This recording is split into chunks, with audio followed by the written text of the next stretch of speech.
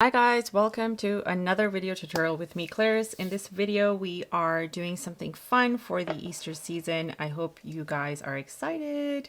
So as I mentioned previously, if you follow me on Instagram and check out what I post in the community here on YouTube, that I am bringing back White Nights. So these are the color cakes from White Nights that we're going to be using for our baby chick today. Before I begin, I want to remind you guys, if you like watercolor, fun videos for yourselves, DIY cards, all those good things, then please hit the like button and subscribe button, as I have hundreds of videos on here on my channel, and I put out videos regularly on here on a weekly basis. All right, so let's talk about the supplies I am using. I'm going to be using my Princeton Neptune number 6 and Princeton Velvetouch number 4. We are making this a postcard. So I'm using Strathmore watercolor postcard, and I've got a palette handy. As I mentioned, I'm using White Nights. So for the chick itself, we're going to be using 2 colors. We're using, actually, let's make it 3 colors. Where's my brown? So these are, the yellow is 211. This is 2, I believe this is, it doesn't have a number on it, but this is Mars Brown, and then we've got 201. So I'll mention all these specifications in the description below, so feel free to check it out over there. So we're going to first start off with doing little blobs of light yellow onto our paper. So I'm going to loosely mix my color here. And we want a mixture where it is a lot more water than color. And we're going to first paint in our little baby chick head. So here we go. Smoothing it all around. Here's the head. Notice how I'm adding more water because we're going to have a bit of fun with this one here. So here's the head.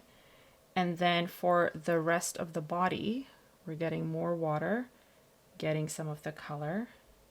And I'm going to start off with the back of the body first. And I'm kind of leaving this portion open for like a tail, pulling it inward, then getting more water and creating the front, which is the belly portion of this little baby chick. Now I have lots of water on here. It is pooling, okay? And the reason being because I want this to remain damp so that we can drop in additional color to get a little bit more definition into our baby chicken, which is going to be loose. And so here we go. We're leaving that kind of bottom area as the tail portion of it. This is the belly and the front. This is the head. We're going to have the beak around there somewhere once things have dried up. But the next thing I want to do is drop in some additional color. I've left some white space in between the head and the body here, and that's mainly so that we can keep with our nice loose fun style of watercolor. Okay, so I'm going to get a little bit more of the yellow, and I'm going to drop in more of my yellow at the front here and allow that to sort of blend and do its thing. I'm going to then mix in a little bit of that Mars Brown with my yellow to kind of get a slightly darker version of the yellow. I'm going to drop that right here where it mixes between, I guess, the lower beak area and the upper portion of the body. And feel free to drop in some of that brown right into there if it's not dark enough. Okay, and then we're going to do a little bit off to the back as well. And then using that mixture, we're going to get a little bit more and add it right at the bottom here. This exercise is great for people who are new to watercolor and you're just looking to create something. See where this takes you, if this is something you really like to do, or just trying your hand at it while creating fun cards or something. cards, greeting cards or postcards, whatever, what have you, for friends and family. Okay, so we're just sort of dabbing this color in, and we're able to get these nice kind of blooms into our puddles of water because the area is damp. That's how watercolor works. Okay, so we're going to allow this to dry, and then we're going to come back. So we're going to take our number 4 Princeton Velvetouch, and I like using this because it's got a nice fine pointed tip. You can also use a 0 or a number 1 if you have that. And with just nothing on it, so it's damp, so I've dipped it in water, washed it off, and then dabbed it on my paper towel. We're going to lightly do this. We're just adding a little bit of texture into our little baby chick. And you don't want to add it everywhere. So I'm going to add some in between, like the neck and the head. We want to still keep this loose and fun, right? So I'm going to add a little bit on the head, at the top of the head there. Maybe a little bit at the bottom where this is supposed to be his little tail area.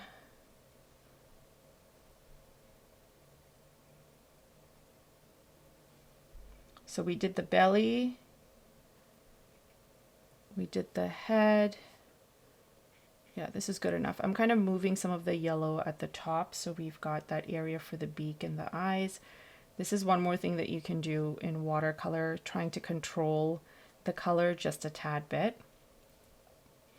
So I kind of like how this has turned out, so we're going to stop fussing about with it. And then what we're going to do is add a little bit more of the brown just in certain areas before it completely dries off. Optional, you don't have to do this if you feel like you're liking how yours looks so far. But I'm going to add a little bit of color just at the bottom here. Because you'll notice this as you get along with watercolor, that the more you pile on, the darker these areas get, which is kind of really nice for definition, loose definition, when you're kind of doing a loose style of watercolor. Dropping some in at the bottom, getting these nice variations of color. Maybe a little bit at the top, and just a little bit around the eye area. Like our eye is going to be around here somewhere. And then you can just wash off your brush to swipe off any color, if you want to swipe off any color.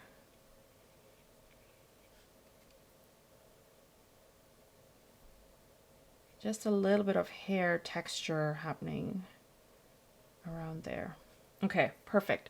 So this is great. Actually, before, one more thing that I want to do is just add a little bit more darker areas happening here.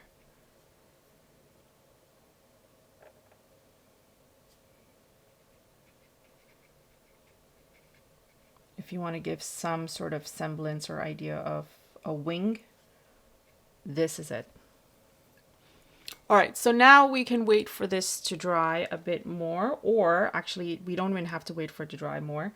We can just go right away and add the legs. So I'm going to get the same brown, and we're going to extend the legs loosely using the tip of my brush, and then just 3 little spindly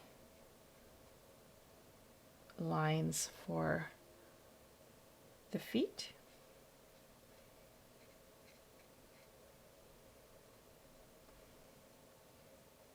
We're going to get another one, and let's add that over here.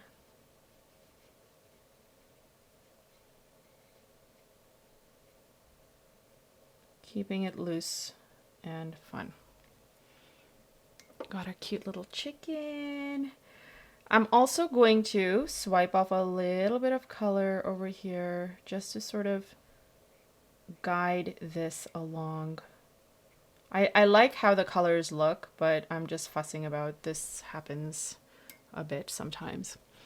Okay, so we've got this happening. Now we can move on to doing the eyes and the beak, but because the water is pooling there, let's let this dry a bit more and then come back.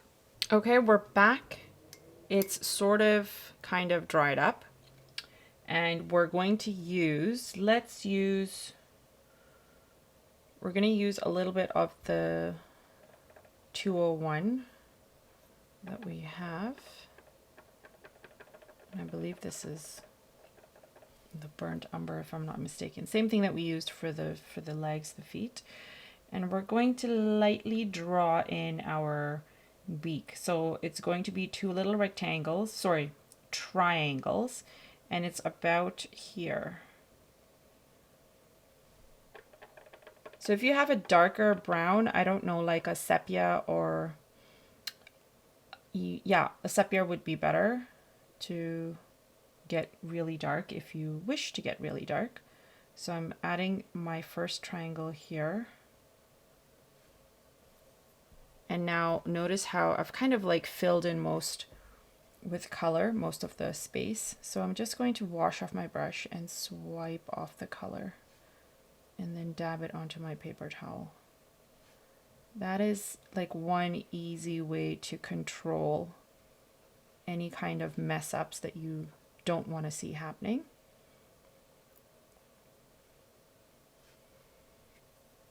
I'm going to get a little bit of that sepia for the bottom.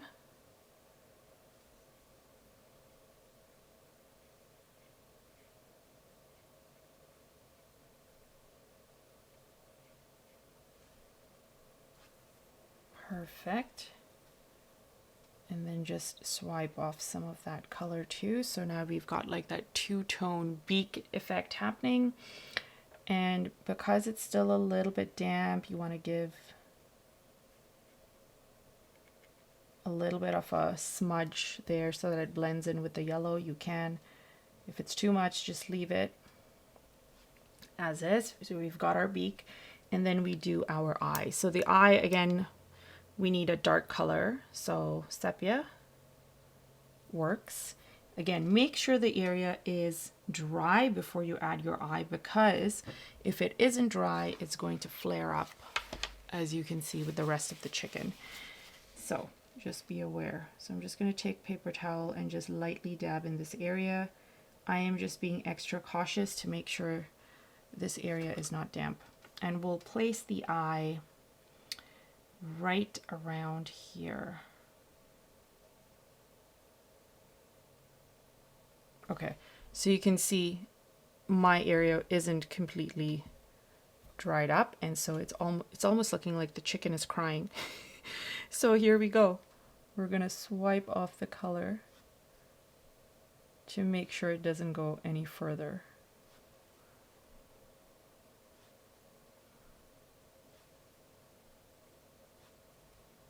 And then just allow this to dry, and then we can just go in even with a marker if you wish, and you can paint that in, but that's the idea. All right, so our chick is almost dried up.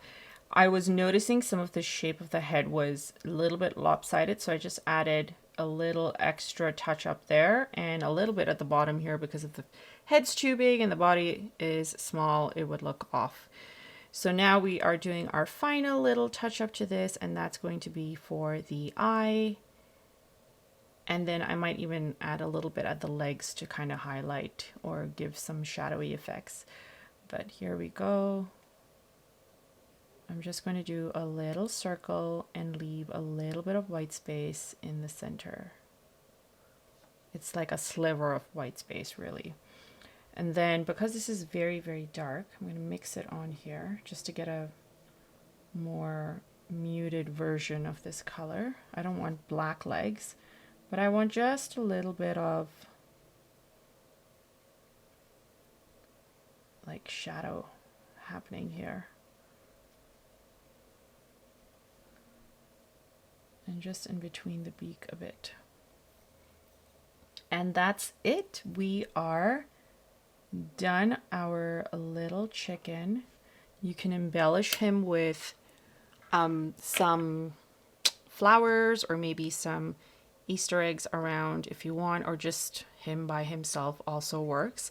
Actually, you know what would be really fun? To do a little bit of a splatter, because you know I like my splatters. So I'm going to do a little bit of a splatter. And then I will be embellishing him with some flowers.